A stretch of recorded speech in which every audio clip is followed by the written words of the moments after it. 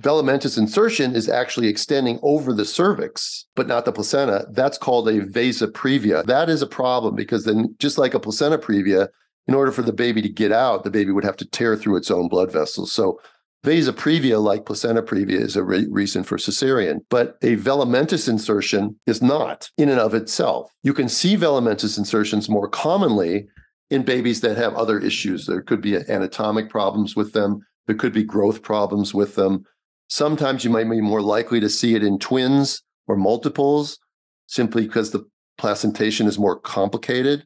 And also more commonly seen, I can't give you a statistic on this, but I think I'm right when I say in IVF type situations. But the key to remember is that when you get a report back at your 20-week ultrasound and the MFM or the ultrasound tech has done color studies on you looking at things they probably didn't really need to look at, but they looked at them anyway. And now they find a velamentous insertion, you're going to be considered a high-risk pregnancy, going to be labeled from that point onward. Mm-hmm. But even ACOG doesn't say that a velamentous insertion is a reason for intervention or a cesarean section. Yeah. And so from my perspective, I always try and look at what if we didn't do ultrasounds, and what if you didn't know that this was the case? What would that be? And you're right. A lot of times I will see posts and stuff on Instagram of people who are like, wow, look at this.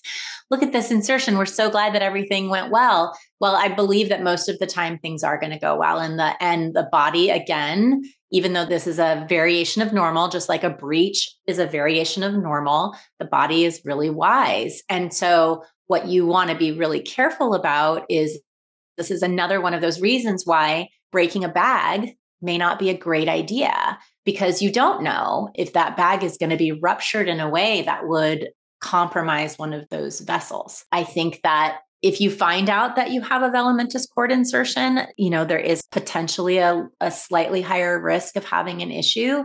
But the statistics, again, are on your side, and it's up to you to do your risk-benefit analysis and decide whether or not that's something with such a low concern of having a real issue, whether or not that's something that you feel comfortable with.